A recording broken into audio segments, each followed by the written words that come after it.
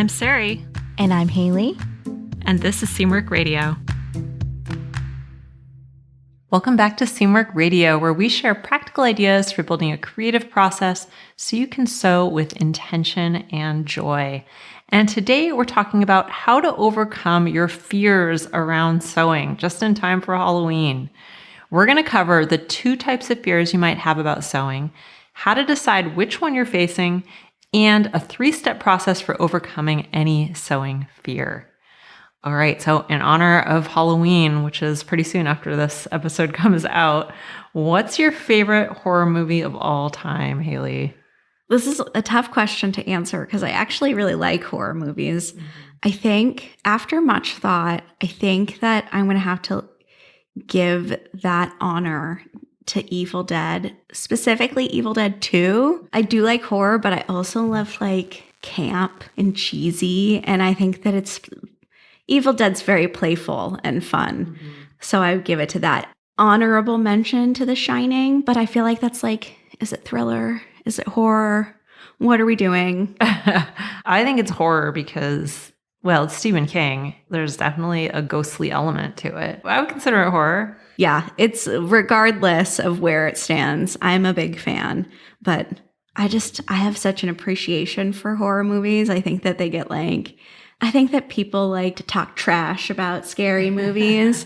I'm a huge fan. When I was in college, I took multiple horror film-based classes. I took a class about the theology of horror film. It was very interesting. And I also took a zombie film class that was like centered around like revulsion and the way that we deal with our mortality. And it was like, very academic, surprisingly.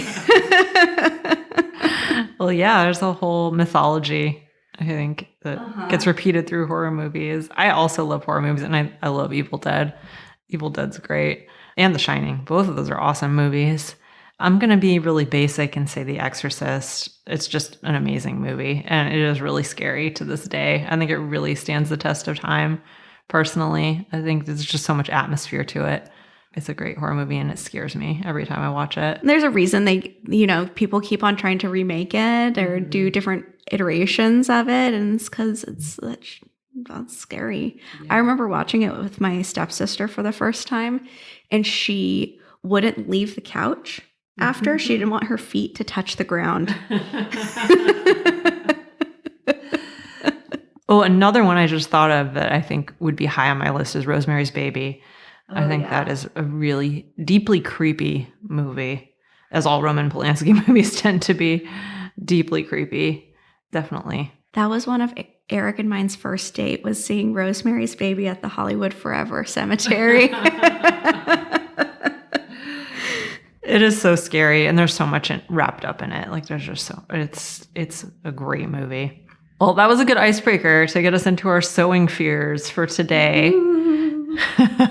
So if you have an icebreaker for us for a future episode, if you're a Seamwork member, you can leave it for us at seamwork.com/go/icebreakers and post it there, and we'll use it in a future episode. All right, so let's talk about sewing fears.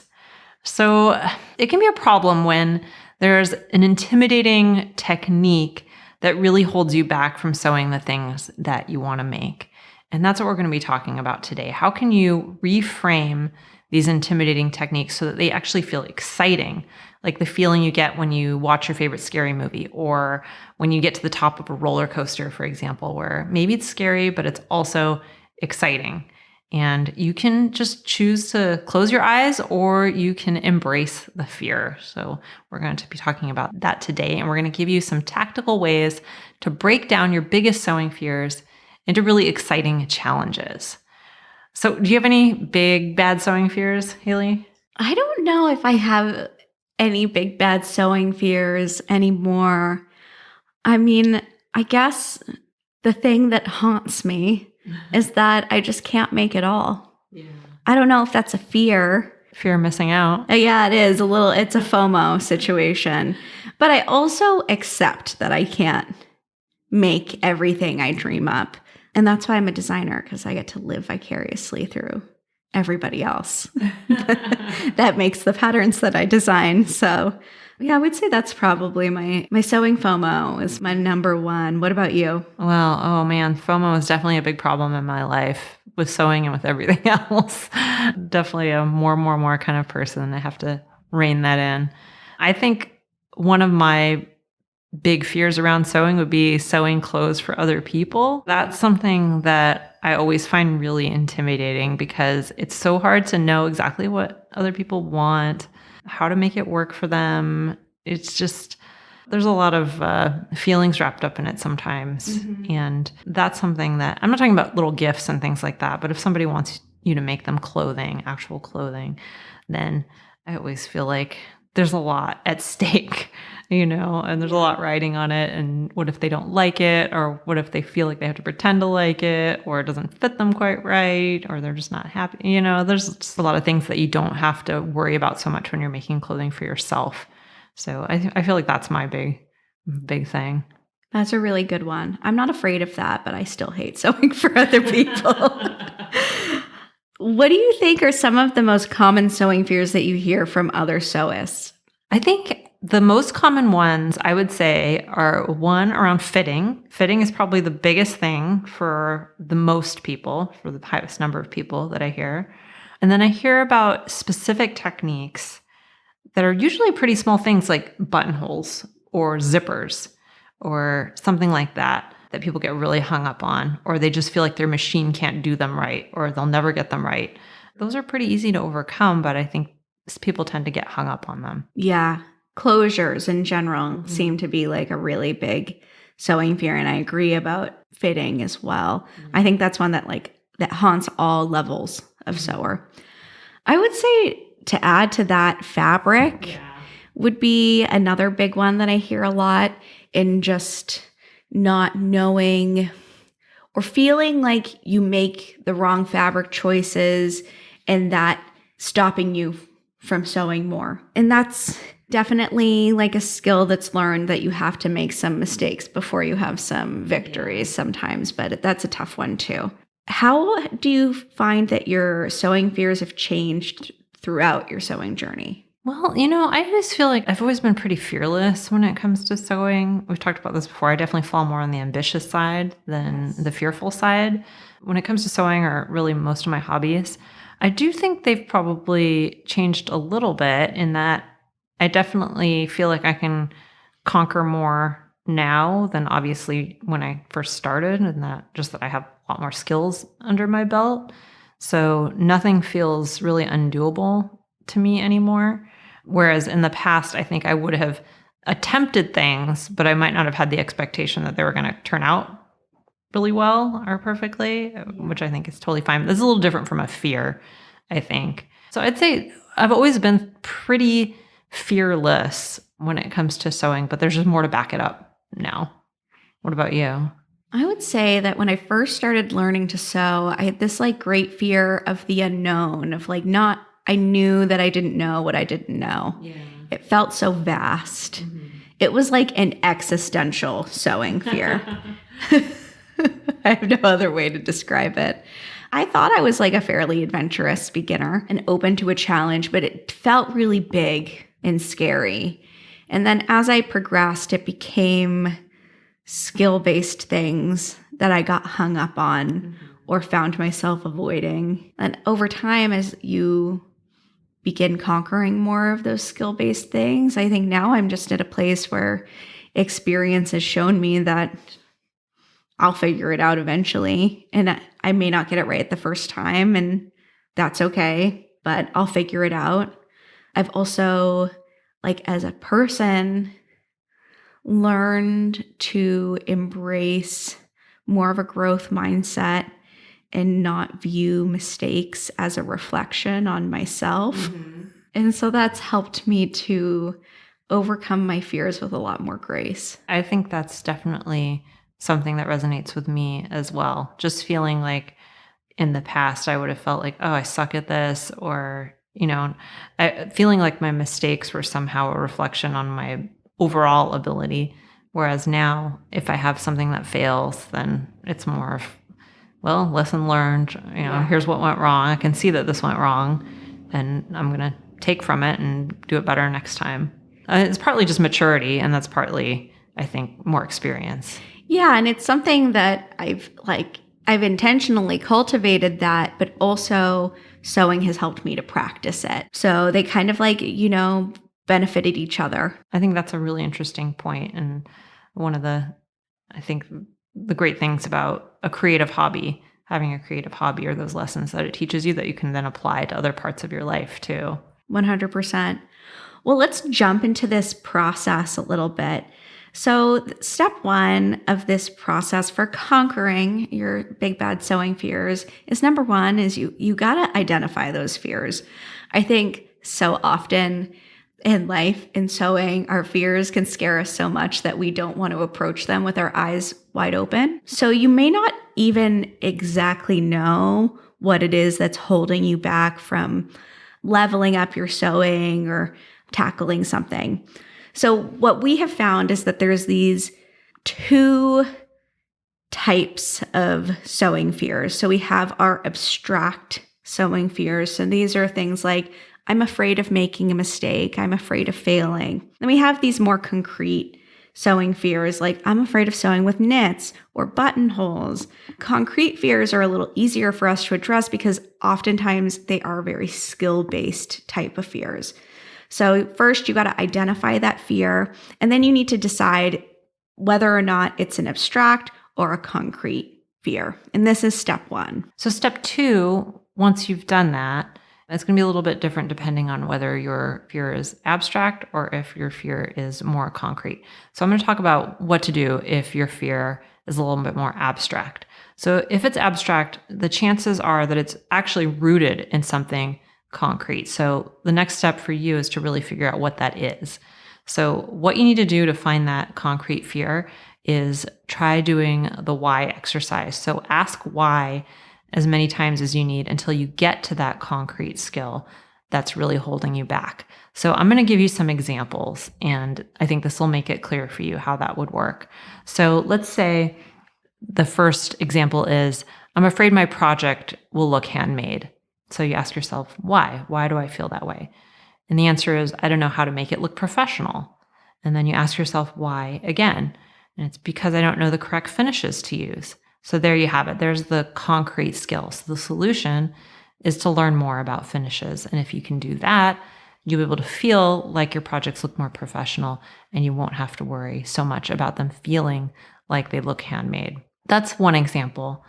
Another example might be, I'm afraid this pattern is too advanced for me. Okay, why? And maybe the answer is, I'm unfamiliar with some of the techniques here. Okay, so why? And then the answer is that I haven't practiced them yet. And so the solution is to write down the techniques that are new to you and start practicing them. Pretty simple solution once you get down to the actual concrete problem that you're facing and you don't leave it kind of floating in this nebulous, abstract space. Next example is, I'm afraid my project won't fit me. Why? So that one was a trick question, because you might think that that's an abstract fear that your project's not going to fit you, but it's actually not. So fitting is actually a concrete skill, and you just have to find the right adjustments for your body and practice them.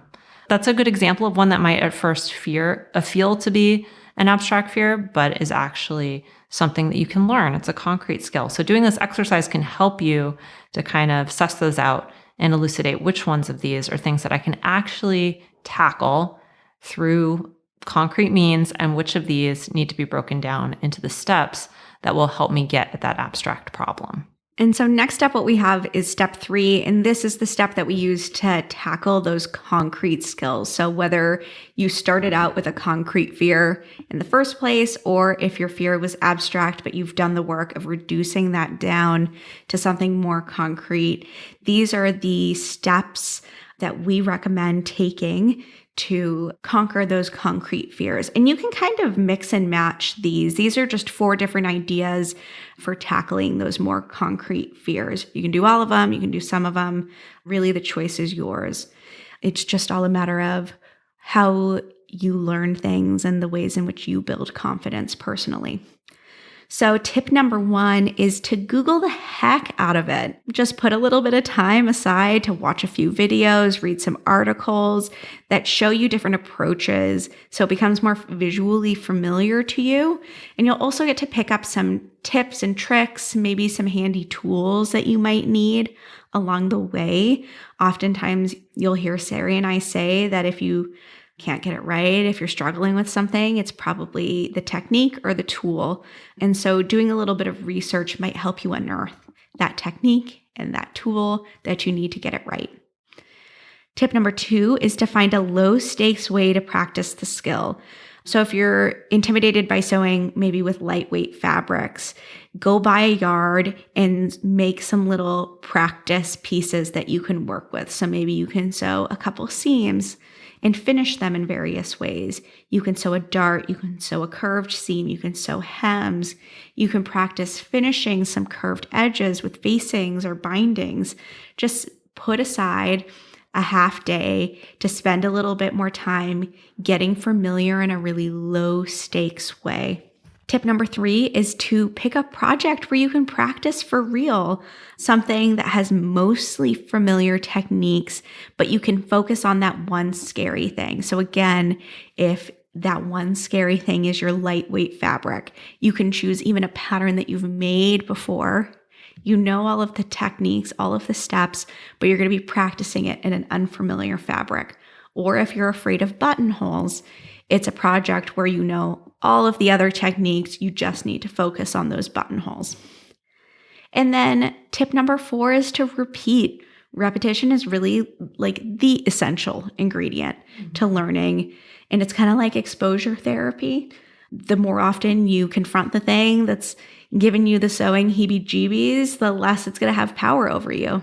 That's so true. And I think there's also the muscle memory component of it as well, that the more you do it, the more it gets ingrained in your body too, which I think is something people sometimes overlook. Yeah, I think it comes back to, like, in addition to all those things, what we were talking about earlier in this episode is that throughout our sewing journeys, we learned from experience that all fears, all obstacles in our sewing are like you're able to overcome all of them. Mm-hmm. So when a new fear comes up in the future, then you know from experience that you've figured it out before. You'll figure it out again, even if it's a totally different issue that you're facing. And even if it takes a long time, even if it's not something that's going to come to you instantly, I think that's another way that creative hobbies help you, is that they teach you that kind of patience. Yes, 100%. All right, so those were the steps that we recommend if you're facing some pretty serious sewing fears and they're holding you back in some way. I think we all have those from time to time. So I'm just going to recap those for you. So step one is to identify your fear and find out exactly what's holding you back. And then decide, is this a concrete fear or is this an abstract fear? And if it's an abstract fear, you want to get at that concrete fear next. So step two is to ask those why questions as many times as you need until you get to what's the actual concrete fear that you have that's underpinning this more abstract fear. And then step three is to take that concrete fear, that skill that you need to have, and use a few simple things to help you overcome it. So use Google, watch some tutorials, practice the skill in a really low stakes way. Pick a project where you can practice it and do this over and over. Repeat as much as you need to until you feel like this skill is no longer holding you back. And this is a process that works great for sewing. It works in other areas of your life, other skills that you want to develop. Some people feel this way about cooking, for example, or some people might feel this way about gardening or woodworking. It could be anything that you feel like you would love to tackle, but for some reason you have some kind of fear around it that holds you back. This process can help you with that. So those are the steps. What's your big takeaway from today's episode, Haley? I think that my big takeaway is really like the realization of the resiliency that sewing has allowed me to build in my life, and how I think that that impacts a lot of other areas of my life pretty strongly. I'm very thankful for that. I agree with that. I think another thing for me is that sewing has really brought me a lot more patience, not just sewing, but I think a lot of my creative hobbies have taught me a lot more patience, and that even if something doesn't come to me right away and I'm not good at it right away, that doesn't mean that I'm a failure at it or that I'm never going to be able to get it. It just means that it's going to take some time and it's going to take some work and it's going to take some patience. And I think having gone through that and learned a lot of things over the years in various areas, I've slowly developed that realization, and that can be applied to other areas of my life too. So I think that's a real gift and a real boon for people that have creative hobbies like this. All right. So if you want a safe and encouraging space to talk about your sewing fears, you can let it all out in our community.